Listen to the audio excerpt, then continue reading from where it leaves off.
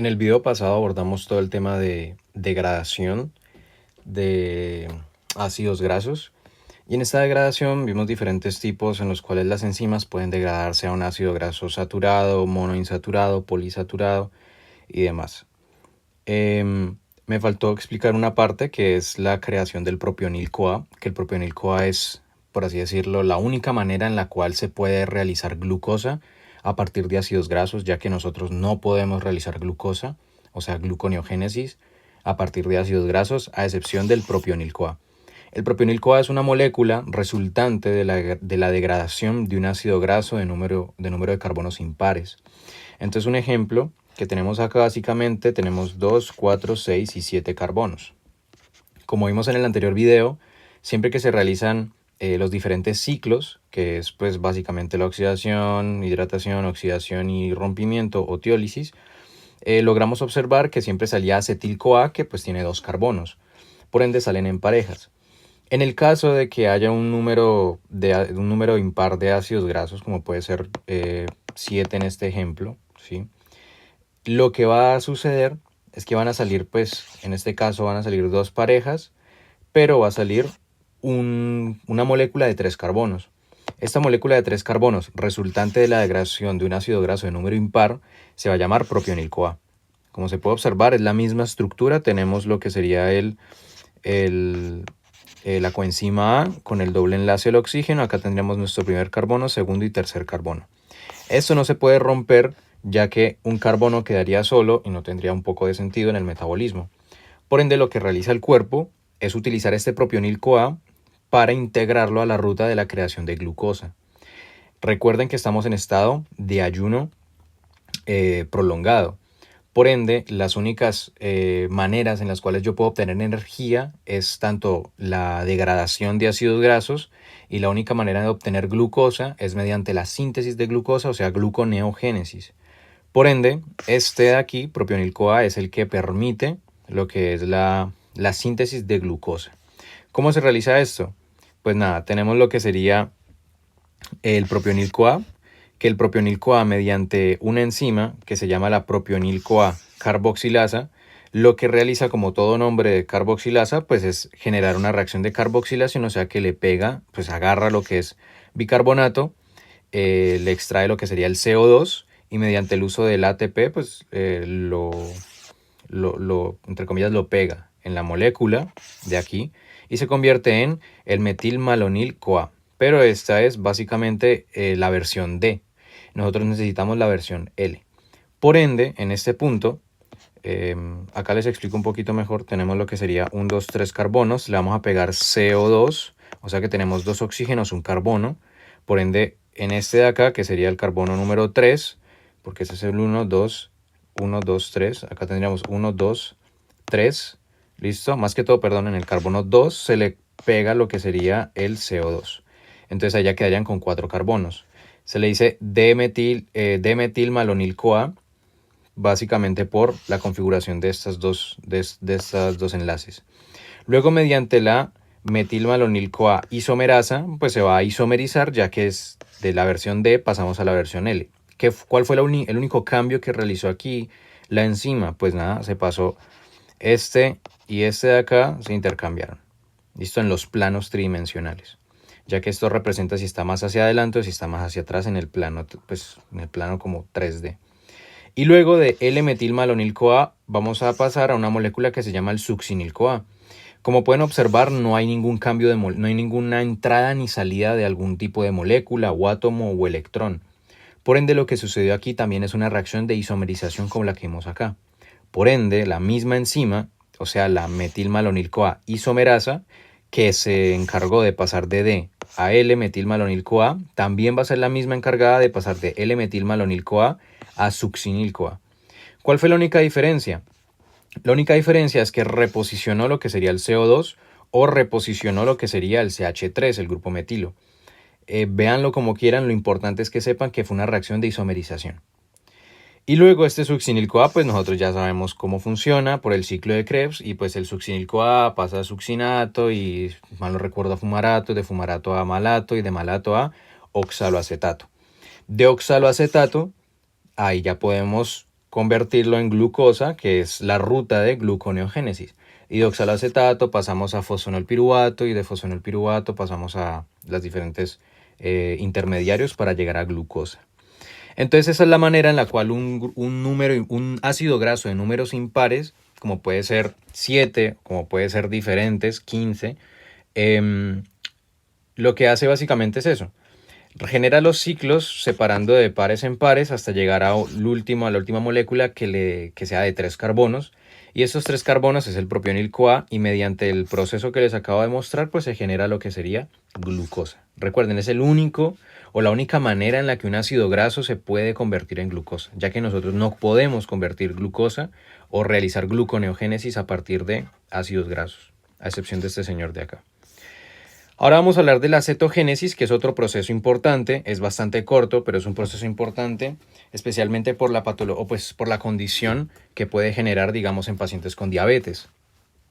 Entonces, la cetogénesis es un proceso metabólico que ocurre en el ayuno prolongado y que ocurre específicamente en el hígado, específicamente en la matriz mitocondrial. Entonces, la cetogénesis, para tener un contexto, es la manera, o sea, es la ruta metabólica que se activa en el ayuno prolongado. Y en el ayuno prolongado debemos comprender de que las únicas maneras en las cuales yo puedo obtener energía es mediante la lipólisis y mediante la cual yo obtengo glucosa, es la gluconeogénesis. ¿Qué pasa? La glucosa se realiza específicamente para mantener los niveles de glicemia, que es el que se encarga el hígado. Pero ¿qué sucede? El cerebro también necesita de glucosa, ya que en la barrera hematoencefálica los ácidos grasos no pueden perfundir, ¿listo? Por las diferentes composiciones de la barrera hematoencefálica. Por ende es muy difícil que ellos puedan hacer un tipo de degradación de ácidos grasos y obtener energía. Por ende, la única manera en las cuales las neuronas pueden obtener energía en el cerebro es mediante la glucosa. ¿Qué sucede? Todo el cuerpo necesita glucosa, pero los que necesitan de manera primordial es básicamente el cerebro y los glóbulos rojos también. ¿Qué sucede? Lo que va a suceder es que la glucosa, pues, si estamos en ayuno prolongado, puede escasear, puede estar en niveles muy bajitos y el cerebro no puede permitirse, no se puede dar el lujo de quedarse sin glucosa. Por ende, lo que va a suceder es que el cuerpo genera una ruta que se llama la cetogénesis, que es la segunda opción energética con la cual el cerebro puede alimentarse o puede nutrirse. Puede mantener esos niveles de glucosa y pues no de glucosa, mantener esos niveles de energía, ¿sí? Para su funcionamiento. Entonces, ¿qué sucede?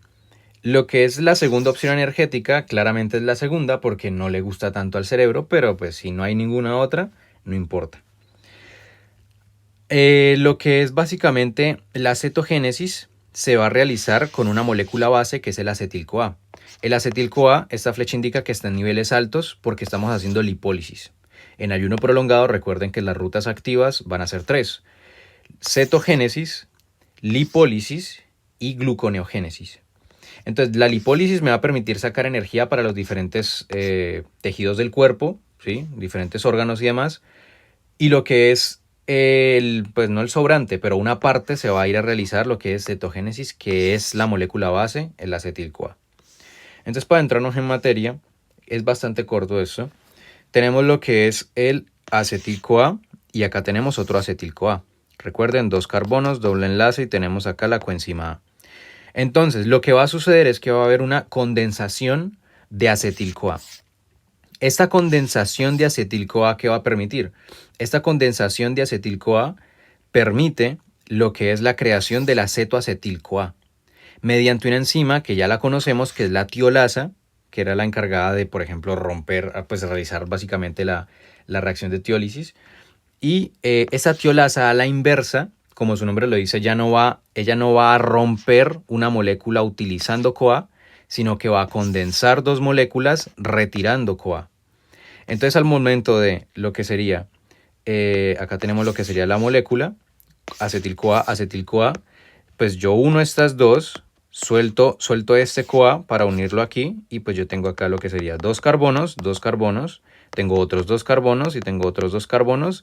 El CoA que estaba en esta molécula de azul, del acetil-CoA en azul, pues sale de la ecuación y ya se queda solamente una. A la inversa. Luego sigue lo que es la unión de otro acetil-CoA, aquí tenemos otro acetil-CoA, mediante la 3-hidroxi-3-metil-glutaril-CoA sintasa. Y la molécula que se crea es la misma, del mismo nombre, es decir, 3-hidroxi-3-metil-glutaril-CoA.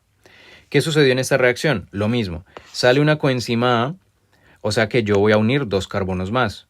Por ende yo tengo ahora 6 carbonos, tengo 1, 2, 3, 4, perdón, tengo 5, no, tengo 6 carbonos, sí. 1, 2, 3, 4, 5 y 6 carbonos, solamente que pues estructuralmente se cuentan 5, por eso es glutaril, y pues esto de 3-hidroxi-3-metil también se puede conocer como beta-hidroxi, beta-metil, porque recuerden que el carbono 3 pues antes se conocía como beta. Entonces tenemos lo que sería el carbono 1, carbono 2, carbono 3, se cuenta desde el grupo funcional, y acá tenemos lo que sería 3-hidroxi, en el carbono 3 tenemos el hidroxilo, que es este de aquí, este de acá, 3-metil, o sea que tenemos un grupo metilo, y pues el CoA, porque básicamente tenemos una coenzima A. Ahora se va a crear el acetoacetato mediante la 3-hidroxi-3-metil-glutaril-CoA liasa. Acá teníamos la sintasa, acá tenemos la liasa. ¿Y la liasa qué hace? Retira la coenzima A con la salida de un acetil-CoA. Acá tenemos lo que serían 2 carbonos, doble enlace O, y tenemos la coenzima A. Esto es acetil-CoA.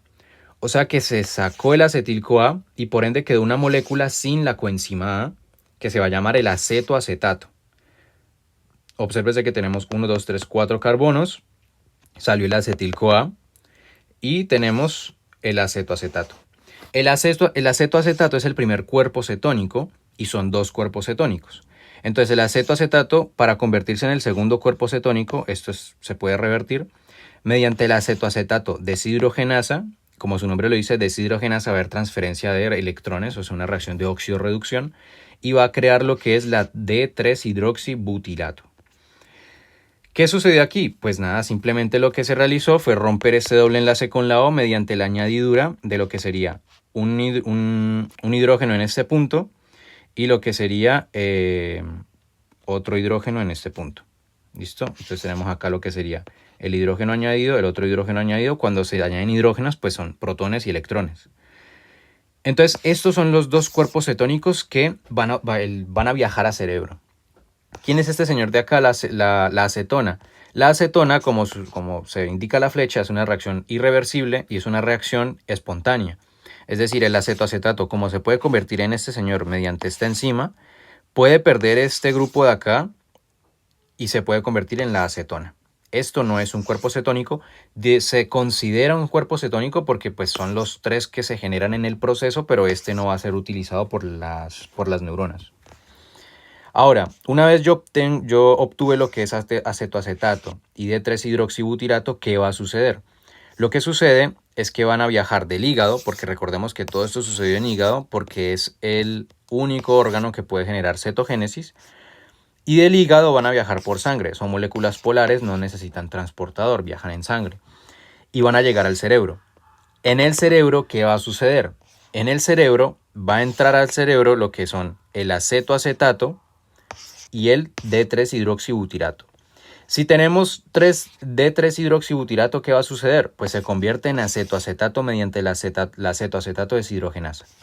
Una vez yo obtenga mucho acetoacetato, mediante la CoA transferasa, la enzima CoA transferasa, como su nombre lo dice, va a transferir un grupo de coenzima A. Entonces va a agarrar succinil CoA y ¿qué va a suceder? Pues le va a quitar la coenzima A y se la va a pegar al acetoacetato y se va a convertir en acetoacetil-CoA. Y lo que es el succinil-CoA pasa a succinato y como su nombre lo indica, pues es como una especie de ciclo de Krebs, o sea, ahí se incorpora. Luego tenemos el acetoacetil-CoA, que es una molécula que ya vimos, que es esta de acá. El acetoacetil-CoA, que es esta, va a reaccionar mediante la tiolasa, pero esta vez no va a reaccionar a la inversa, como habíamos visto acá, que reaccionaba del acetil-acetil a la inversa, formaba acetoacetil, sino que va a ser al revés, o sea que va a ser básicamente como funciona normalmente, que es rompiendo una molécula utilizando CoA. Entonces va a romper la molécula justo acá, pegándole un CoA y va a generar 2-acetil-CoA, que es lo que estamos viendo acá. El acetoacetil-CoA mediante la tiolasa versión normal, o sea, no reaccionando a la inversa, sino como debería, entra una coenzima A y rompe la acetoacetil-CoA generando 2-acetil-CoA. Y estos 2-acetil-CoA, ¿qué va a pasar? Pues van a entrar en lo que sería ciclo de Krebs y ya. Para finalizar, vamos a hablar pues lo que es la condición que sería tanto diabetes, en el caso pues que sucede. Y básicamente lo que sucede en diabetes es que se sigue generando glucosa a pesar de que estamos en lo que sería un estado postpandrial. Entonces imaginémonos que acá hay un receptor en las células del páncreas, que son las células beta del páncreas, que son las que secretan insulina. Uy. ¿Listo? Entonces las células pues detectan que hay un subidón de glucosa. ¿Listo? ¿Qué sucede? Esta insulina va a los diferentes receptores, por ejemplo en el hígado, pero como se tiene diabetes, ¿qué sucede? Estos receptores pues son, por así decirlo, no son sensibles a la insulina por la patología. Entonces, ¿qué sucede? Se va a seguir sintetizando glucosa mediante gluconeogénesis y se van a seguir sintetizando cuerpos cetónicos mediante cetogénesis. A pesar de que yo tengo niveles de glucosa altos en sangre, yo no debería estar arrojando más glucosa en sangre y yo no debería estar arrojando una segunda opción en sangre de glucosa. Entonces, ¿qué va a pasar? Va a haber un subidón de azúcar, pues de glucosa en sangre, de glicemia, un aumento de glicemia, y aparte de eso va a haber un aumento de cuerpos cetónicos. Estos cuerpos cetónicos, como se puede observar acá, básicamente tienen lo que serían grupos ácidos, que son ácidos débiles, y pues básicamente como todo ácido débil, pues se puede liberar hidrogeniones, pues no tanto liberar hidrogeniones, puede bajar el pH y eso puede generar lo que sería si mal no recuerdo, un coma cetoácido o ácido cetogénico, algo así. Esto es un básicamente que se baja el pH porque hay muchos cuerpos cetónicos, a pesar de que hay mucha glucosa y como hay muchos cuerpos cetónicos, ¿qué va a suceder? Va a bajar el pH y pues eso genera una acidosis y esa acidosis metabólica pues lleva a la muerte. Y pues nada, en este esquema se está viendo lo que sería en el ayuno prolongado o en el caso de diabetes, que se libera glucosa, se liberan cuerpos cetónicos, los cuerpos cetónicos van por ejemplo a las células cerebrales, neuronas, y en este punto pues se genera lo que es el acetil-CoA, llega al ciclo de Krebs.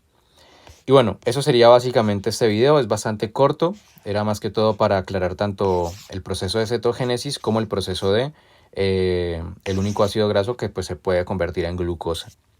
En el siguiente video ya abordaríamos lo que es síntesis de ácidos grasos y ya acabaríamos con el módulo. Yo no realizaré videos ni de aminoácidos, ni realizaré videos de colesterol, ni de nucleótidos, síntesis de nucleótidos, ya que son temas de tercer corte, y en tercer corte pues ya la carga académica es mucho más reducida. Entonces, y no son temas complicados, son temas bastante sencillos, solamente es de prestar atención a la clase. Entonces nada más, si hay algún tipo de error, como les repito, se dejará en la descripción o en los comentarios, de lo contrario la información que está es la que es.